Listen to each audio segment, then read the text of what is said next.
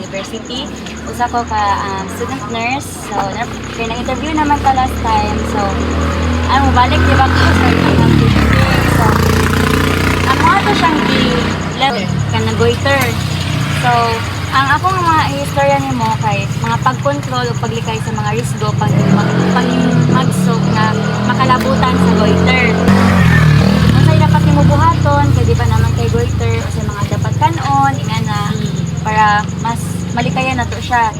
So, unsa gid ay ang goiter? So, ang goiter mao ang pagdako sa thyroid gland tungod sa kakulangon sa iodine o dili normal na paghimo sa thyroid hormone sa thyroid na diri sa liog.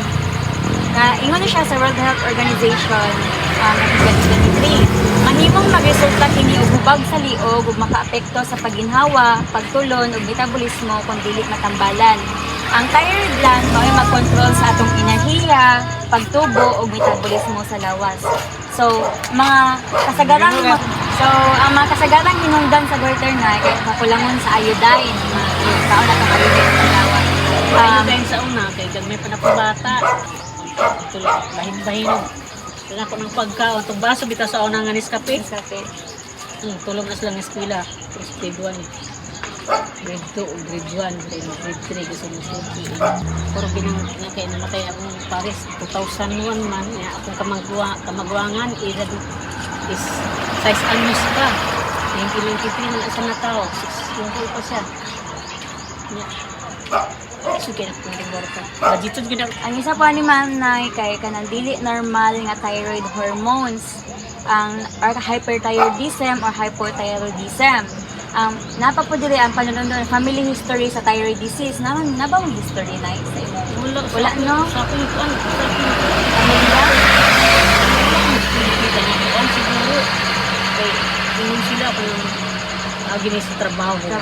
Or, kanapong sa mga kanang itong maglimpyo ka nga gamiton ang sunrox ka sa sulod sa CR so narabugay kay kamugawas kay magnusnos pa ka ni sunrox gamiton kuan kanang imong mga Malanghapan. mo gina di ana ikas balay Kaya naman pag ka na pipila sa klase sa tambal, siguro subod-subod po sa sunrox. So, napadi autoimmune thyroid disorder. So, mga timailhan o simptomas na naayod kay goiter. So, hubag o bukol sa liog. So, na-experience na nila na bukol. na siya Dili ra ka siya nagdako. iskot pa ni siya ug wala ko nagkontrol og kaon ani kanang natong ko kita sila ka doktora go mabugi nay mura mo ginag mo naman ay ko andihan sa duulong dito mura may nga doktor ba ibalik Sa goiter. sa Twitter ito ko dito butog yang gi hatag na ko nga limit sa pagkaon or kanang sa mga bitong na mga Dili na kanang lisod pagtulon, lisod pagginhawa, paus nga tingog, pag-ubo, kapoy o kakuyang, kausaban sa timbang, o paspas o hinay nga heartbeat. So, mga experience ba ng hinay nga? paspas ako usahay Usahay. dayon kuan kanang di usahay din di ko makaginhawa kanang murag Ang lisod ka. dayon kanang night time ni kuan kanang night time kung hago siguro nako sa hago murag magsakit siya Dali ra ka kapoyon. oo kanang sa karon pa ni balik ko sa niya labak niya na ngako na ko lahi ni sa una nga kuan So, mo na yung mga posible nga mga komplikasyon.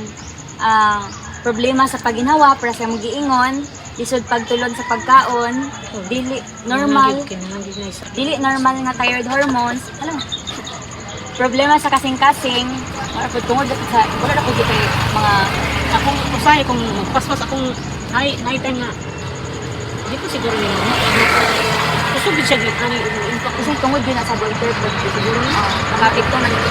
kasi magaga na yan kung hindi ko na rikito ang akong bit sa si kasi hindi yun kaya po normal ba Gagamit mo og kanang kuan dito sa itong pikas kaya naman sa kuan para sa blood kanang sa blood pressure. then naman itong ano po yung kuan sa dugo bilay kuan. So napatay pagkunhod sa kalidad sa kinabuhi. So ang sayong pagpailaw pagtambal makatabang sa pagbugong sa komplikasyon. So matoy mga komplikasyon na mo unsaon paglikay sa goiter or paunsa siya kaon nga daghan og iodine.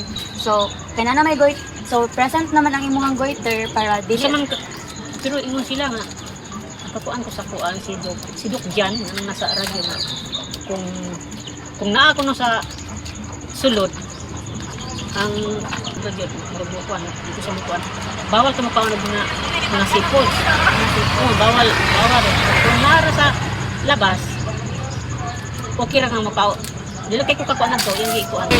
So, kinahanglan nimo nga sakit ka lang mga tag-as ug iodine foods. Plus anang isda o seafood mo pwede i-ingredient diri sa mga research mga isda. Gatas ug dairy products, itlog, iodized salt ug seaweed. Like mo na makaayo.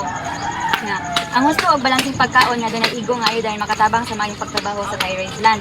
Dili po siya gingon nga may mo kanon, mo pud perminti nga. Mo exceed na pod. Exceed na po. Adlaw na po siya mo like murag perminti na lang dili na pud na maayo. Sakto ra gyud pod nga pagkaon. So tama nga pag-inom sa tambal, sundon ang tambag sa doktor kung unsa gyud ang tawag ana ang reseta sa doktor. Ang giresita ni doktora doon ako sa nakainom ko dahil wa ko na Naundang. Kung ikan atong mga bata ng eskwela pa budget na ko sa akong tambal. Wala ra pud kay siya na murag grabe pod na mas naglisod ko ka. Like unsay mga kalahian sa pagkatong nagundang. Lahi alam mo ang gid ako tuloy-tuloy ang pag-inom sa medicine kung alam mo kay karon mobile kaya mo nang announce sa mura yung sukdon ba kung waited nagapugog nagamay kinanan ko kanang ano mo bumabalik ba Kung mas tambal nga ulit ang pag-healthcare provider, mao jud ni unta ang sakto. Pero kay first man sa mong giingon nga magbigyan mo lima lagi sa financial, sa dito sa kanang walay ba maduulan or unsa, so naundang jud siya. Ay ang hustong pag-inom sa tambal makatabang sa pag-control sa thyroid problems o pagpugong sa pagdako sa glandula. So si doktor ko ang Catalonia kinanglan ko magpa pero naras ko kami sa kundila kanang magpa kung dugo ayun sa ba? para ma Test thyroid panel ano siya panel. Unsa ni gamit ng thyroid panel ba thyroid panel ko waiter yan na nagbaho ko gawas ko diha balik ko diri dili na ko ka matikod ani labagan na itong bago dito sa kasagaran mo itong bakitong god yan ako nakitikod na sakit mura kong nabukod din sige sakit ako kong nabukod Ang ano ginakagana magpa-check up jud kanunay mao jud na ang sakto jud dapat. May pagkonsulta dahil kung adunay subag sa liog mo na experience naman nimo lisod og pagtulon kasi mo giingon lisod og pagginhawa imo pud na palit nga pag-usab sa timbang mas namayot ba ka na or usni jud dire mo jud imong na experience. kana jud mo kana jud O yan, ang sayong pagkonsulta o pagniton katabang sa maayong pinisog sa thyroid. So, ato ang sinumduman nga ang goiter, malikayan siya o matambalan. So, imo ha, kay present naman siya, need na lang yun mo magpa-check up kanunay, ipat-test, ipatanaw, o mo kaon sa mga saktong pagkaon. Ang hustong nutrisyon makatabang sa thyroid health, ang sayong pagtambal makapugong sa komplikasyon, pang regular na check up makatabang sa na maayong gawas. So, mo siya mga buhaton na para makontrol na to or mas malesen ang komplikasyon sa mga thyroid. Yung iro is vaccinate, nasa sulod pero vaccinated. Ang inyuha lang iring ang dili. So, ang akong educate karon ang pagkontrol o paglikay sa risgo gikan sa walay bakuna sa mga iring. Kay kanang importante na isalahan kana mga about sa wala pa na baksinahan nga iring. So, ang mga iring nga walay bakuna mahimong adunay rabies, usa ka makamatay nga sakit nga makatakod sa tawo.